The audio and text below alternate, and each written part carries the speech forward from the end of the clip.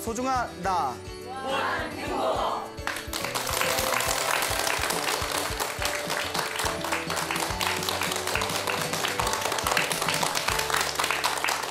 예, 만나서 반갑습니다.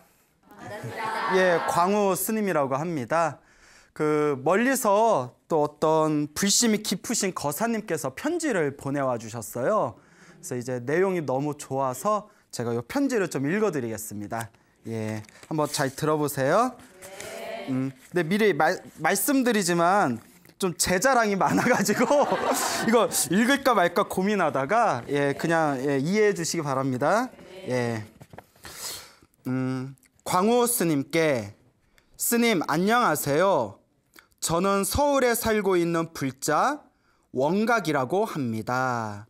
스님께서는 저를 모르시지만 저는 스님께 많은 가르침을 받았고 앞으로의 불교 수행의 방향을 설정해 주셨기에 이렇게 지면으로나마 감사의 마음을 전하고 싶었습니다.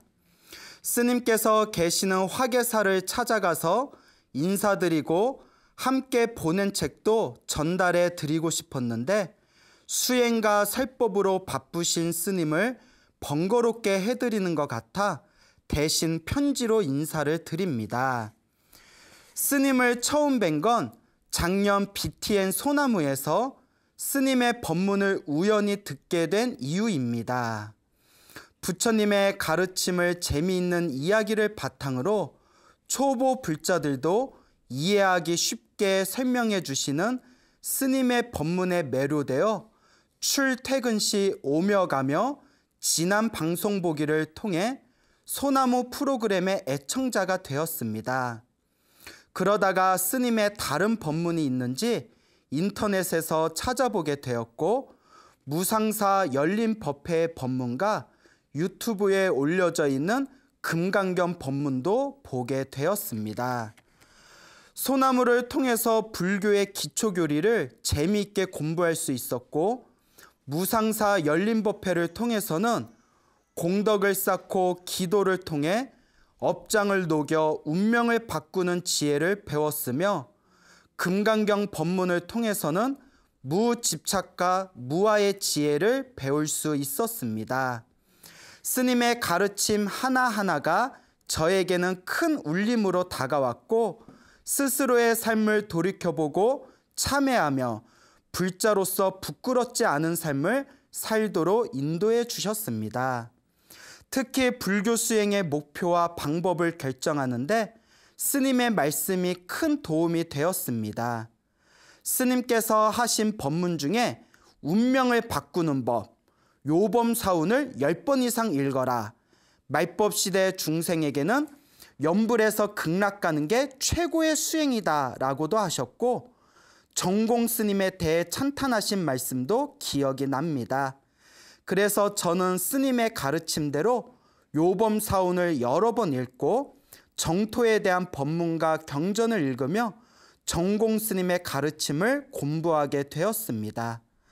한동안의 배움의 과정을 통해 저는 아미타불 명호를 친명하여 극락왕생하는 것이 육도윤회를 벗어날 수 있는 최고의 방법임을 깨닫게 되었고 매일 목표를 정해 연불을 하고 한 달에 한 번은 철야 연불을 하고 무량수경을 독송하여 믿음과 발언을 키울 수 있도록 수행 정진하고 있습니다. 정공 큰 스님의 가르침을 이어받아 발보리심 일양전념 아미타불이 현재 저의 수행 강령이 되었고 이번 생에 반드시 윤회를 벗어날 수 있도록 노력하고 있습니다. 이 모든 것의 시작점이 바로 광우 스님입니다. 스님의 법문이 없었다면 인과를 깊이 믿지 못했을 것이고 무집착의 소중한 가르침을 제대로 이해하지 못했을 것이며 아직도 불교 수행 방법을 찾아 헤매고 있었을 것입니다. 다행히 스님의 법문이 저를 정공 스님과 정토로 이끌어 주어 이제는 믿음을 키우며 일념으로 행할 일만 남았습니다. 감사합니다, 광우 스님. 스님의 은혜를 조금이나마 갚기 위해 제가 읽은 책 중에 정토와 아미타불의 서원을 이해하는데 많은 도움이 된 책 몇 권을 같이 보냅니다. 특히 친문기는 정공 큰스님께서 무량수경을 요해하신 내용으로 무량수경 해설서의 총화라고 할 수 있을 만큼 내용이 넓고 깊습니다. 혹시 읽으셨을지도 모르지만 현재 판매하는 책이 아니기에 몇 권을 동봉하니 스님도 소장하시고 주변에 심심 있는 분들이 계시면 나눠주셔도 좋을 듯합니다. 그리고 부끄럽지만 이번에 정법염처경을 중심으로 육도 윤회와 인과에 대한 책을 출간하게 되었습니다.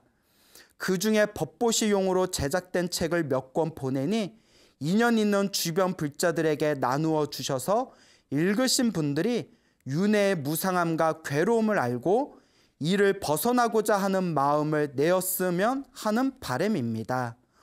혹시 책이 더 필요하시면 연락처를 알려드리니 요청하시면 기쁜 마음으로 보내드리겠습니다. 제가 이렇게 하는 이유는 위로는 광우 스님을 포함한 삼보의 은혜를 갚고 아래로는 고통 속의 중생을 구제하고자 원을 세웠기 때문입니다. 저를 이끌어 주셨듯 앞으로도 많은 중생들을 불법으로 이끌어 주시고 제도해 주시길 바라겠습니다. 스님의 지혜의 말씀이 세상 속으로 널리 퍼지길 기원하겠습니다. 다시 한번 감사드립니다. 나무 아미타불. 이상 마치겠습니다.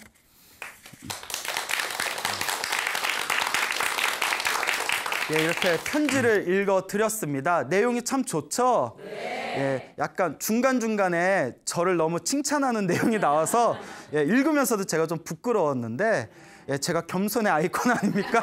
자, 이제 어쨌거나 일단 이렇게 소나무 법문을 통해서 우리 법명이 원각이시래요. 우리 원각 거사님께서 부처님의 바른 가르침에 큰 신심을 내셨다는 이 편지글을 보고 제가 너무나 기쁘고 그날 정말 제가 이 BTN에 나와서 이렇게 법문을 한 것이 너무나 보람되구나라는 것을 강하게 느꼈습니다.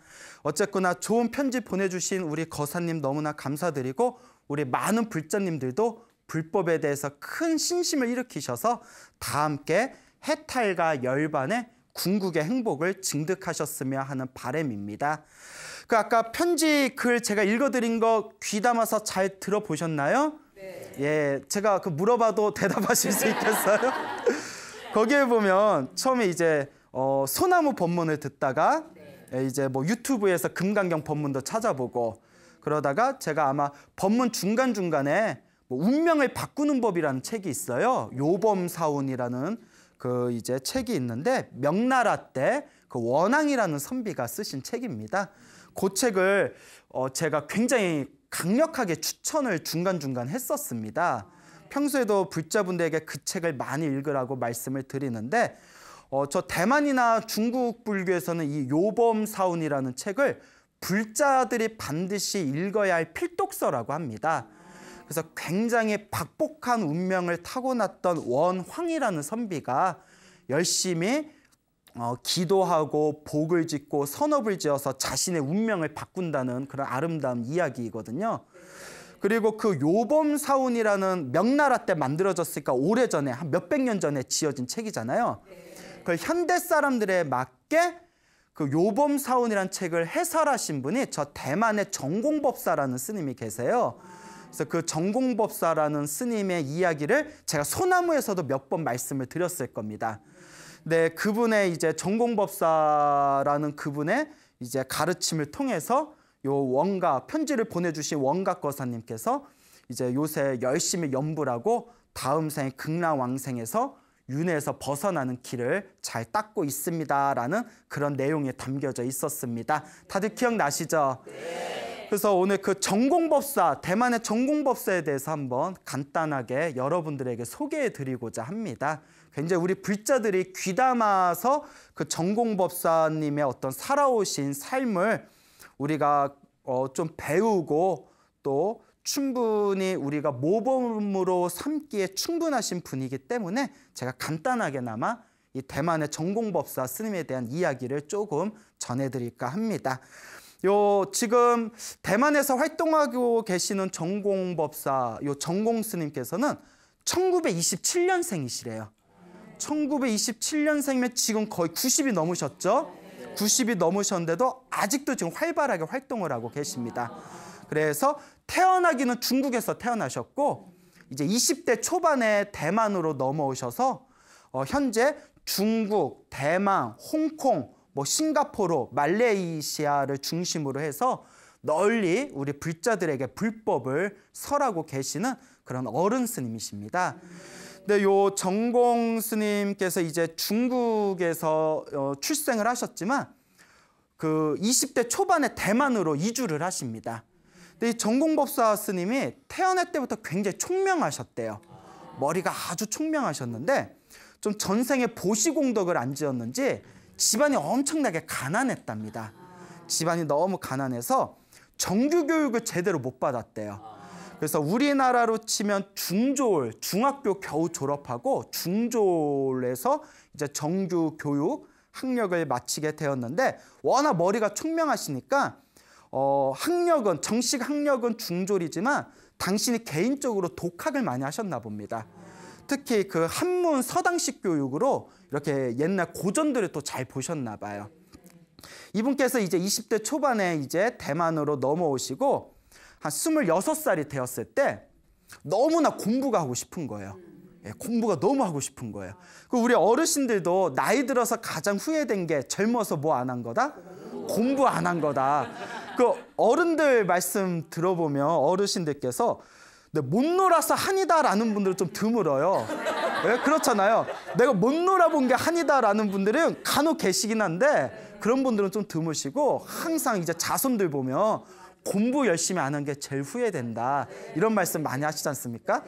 물론 예외가 있는 게 그 아인슈타인 아시죠? 네. 아인슈타인은 나이 들어서 젊었을 때 못 놀아본 게 한이다라는 얘기를 했답니다. 네, 이제 뭐 그런 천재 말은 너무 귀담아 들을 필요 없고요. 예, 우리 수준에서 봤을 때는 어르신들께서는 이제 젊었을 때 공부 안 한 게 너무나 후회가 된다. 근데 늦었다고 생각할 때가 사실 가장 좋은 시기란 얘기가 있지 않습니까? 그러니까 지금이라도 공부하시면 됩니다. 자, 어쨌거나 요 전공법사께서도 출가하기 전에 26살 때 너무 공부가 하고 싶은데 집안이 가난한 거예요. 그러니까 대학에 들어갈 수가 없잖아요. 고민하다가 이분이 그 대만대학교에 당시 대만대학교에 방동미라는 교수가 있었어요. 이름이 방동미예요. 남자분이십니다. 이 방동미 교수가 대만에서 가장 유명한 철학자였대요. 아주 유명한 철학자였는데 또 다행인 게 이 방동미 교수가 중국에서 자기 고향하고 가까운 그런 어떤 동양 사람이었다고 합니다. 자기 고향하고 좀 가까운 쪽에 사시던 분이라서 또 중국인들은 그 지형 같은 게 굉장히 강하지 않습니까? 그래서 이 대만 대학교의 방동미 철학 교수님한테 이천자, 함자 이천자로 정성스럽게 편지를 썼대요. 여러분 아시는 한문이 몇 자예요? 예, 그냥 웃지요. 근데 이제 그 전공법사님은 몇 글자로? 이천자를 한자 이천자로 편지를 간절하고 정성스럽게 써서 제가 너무 공부를 하고 싶은데 가난해서 공부를 할 수가 없습니다. 괜찮다면 제가 그 선생님이 수업하시는 대만대학교에 가서 그 끝에 앉아서 청강 좀 하면 안 되겠습니까? 우리 청강생이라고 있잖아요. 청강 좀 하면 안 되겠습니까? 너무나 철학 공부가 하고 싶습니다. 이렇게 편지를 정성껏 써서 보냈는데 일주일 후에 이렇게 회신이 왔대요. 그래서 직접 한번 얼굴 좀 보자 이렇게 왔답니다. 집을 한번 찾아오시오. 얼굴 좀 봅시다. 그래서 이제 그 전공법사가 이제 방동미 교수를 딱 만났는데 교수님이 이제 편지를 자기가 그 받은 편지를 앞에다 딱 두면서 이거 솔직히 누가 쓴 겁니까? 라고 물어보더래요. 그래서 전공법사가 제가 썼습니다. 아니라고. 문장이 너무나 뛰어나서 중졸 수준이 쓸 정도가 아니라고. 지금 대만의 대학생들도 이런 문장을 쓸 수가 없다고. 너무나 문장을 잘 써서 이거 진짜 당신이 쓴 거냐고. 이거 제가 쓴 겁니다. 대단하다고. 그러면서 가만히 있더니 방동미 교수가 그런데 청강은 안 됩니다 이러더라고요. 그거 좀 듣는 게 뭐가 그렇잖아요. 그래서 이 전공법사가 안 되는구나 하고 이렇게 낙담하고 있는데 가만히 있더니 방동미 교수가 이렇게 얘기하더랍니다. 지금은 학생이 학생 같지 않고 선생이 선생 같지 않아서 학교가 다 쓰레기통이 돼버렸다고. 지금 같은 상황에서 당신이 대학교에 와서 청강을 해봤자 오히려 실망만 커질 수 있다고.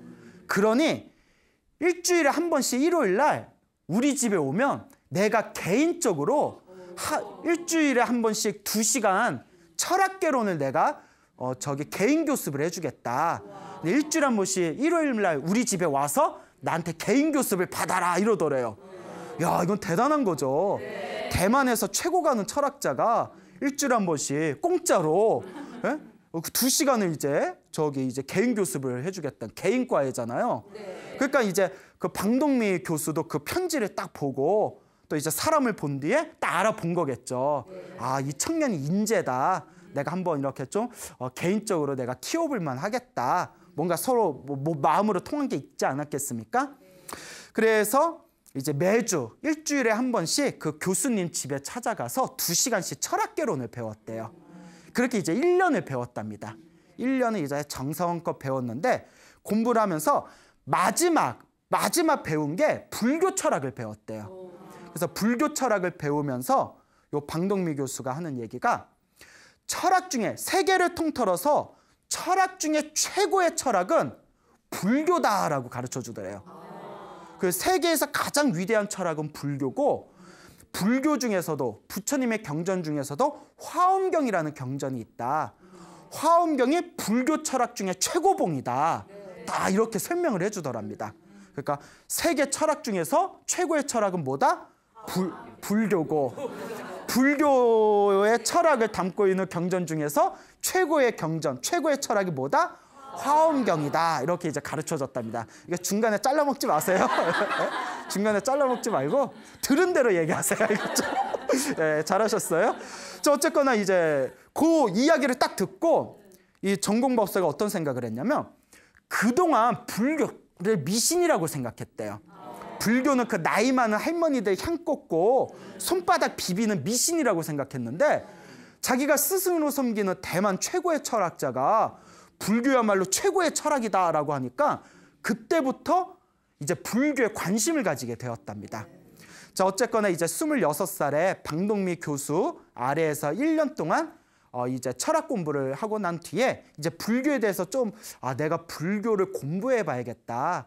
내가 진지하게 부처님 가르침을 공부해 봐야겠다. 얼마나 대단한 가르침이길래 우리 방동미 교수님이 철학 중에 불교 철학이 최고다라고 얘기하셨을까. 그래서 가까운 지인의 소개로 아주 큰 스님 밑에서 불교 공부를 할 수 있는 인연을 얻게 됩니다. 그 만나게 된 큰 스님이 그 청나라라고 아시죠? 그 청나라가 그 밀교, 불교 중에 밀교라는 종파가 있어요. 밀교의 큰 스님을 국사로 모셨거든요. 국사, 나라의 스승. 근데 청나라가 이제 나중에 망해버리잖아요. 청나라의 마지막 국사였던 장가대사, 이름이 장가예요. 장가대사라는 큰 스님, 청나라의 마지막 국사였던 이 장가 스님 밑에서 불교 공부를 3년 동안 하게 되었답니다. 이제 장가 스님 밑에서 공부를 하는데 이 장가 스님이 티베트 밀교의 대가셨대요. 티베트 밀교의 고승이셨는데 이 장가대사 밑에서 3년 동안 불교 교리를 공부하는데 밀교는 안 가르쳐 주셨대요. 왜 밀교를 안 가르쳐 주셨냐면 밀교가 말 그대로 비밀스러운 가르침이거든요. 그래서 그 밀교의 대표적인 불상 중에 밀교를 상징하는 불상 중에 이렇게 부처님이 참선 자세로 앉아 계시면 그 위에 그 허리가 콜라병 있죠. 허리가 콜라병처럼 생긴 여자가 참선하고 있는 부처님 무릎 위에 올라서 목을 껴안고 뽀뽀하려는 불상이 있어요. 예, 이거 유명한 불상인데 못 보셨나요? 근데 이게 우리 상상을 완전히 파괴하는 거죠. 근데 그게 뭐 음탕한 뜻이 있는 게 아니라 뭐 음란한 뜻이 있는 게 아니라 거기에 엄청난 비밀스러운 가르침이 거기에 숨겨져 있대요. 예, 그래서 그 비밀스러운 가르침이다 해서 밀교라고 부르거든요. 근데 이 장가대사가 전공법사에겐 밀교를 안 가르쳐 주셨대요. 왜냐하면 아까 이상한 불상 얘기를 했듯이 평범한 보통 사람이 밀교를 잘못 배우면 오히려 그르치게 된다. 오히려 잘못된 길을 갈 수가 있다. 그래서 보통 사람에게는 밀교를 안 가르쳐 주는 게 원칙이랍니다. 그러면서 장가 스님이 3년 동안 전공법사를 가르쳐 주면서 그대는 2600여 년 전 세상에 출현하셨던 석가모니 부처님의 일대기를 모범으로 삼아서 공부해라. 부처님이 이 세상에 왜 출현하셨고 어떻게 법을 펼치셨고 왜 출가하셨고 중생들에게 어떻게 수행을 가르쳐 주셨는지 부처님의 생애를 모범으로 삼아서 공부해라 라고 신신당부하셨다고 합니다. 그렇게 장가 대사, 장가 스님 밑에서 3년 동안 불교 공부를 하면서 이 전공법사가 불교에 대한 이해가 굉장히 깊어졌대요. 그러면서 장가 대사께서 이제 나중에 세상을 떠나시기 직전에 전공법사를 불러서 출가해라. 이렇게 머리 깎고 출가를 해라. 그러니까 사람을 알아본 거겠죠. 머리 깎고 출가해서 스님이 되면 계율을 스승으로 삼아서 청정하게 계율을 지키면서 사십시오라고 그렇게 아주 당부와 부촉의 말씀을 남겼다고 합니다. 그래서 그 말씀이 인연이 되었는지 전공법사께서도 나중에 32살에 머리를 깎고 출가하시게 되었다라고 합니다.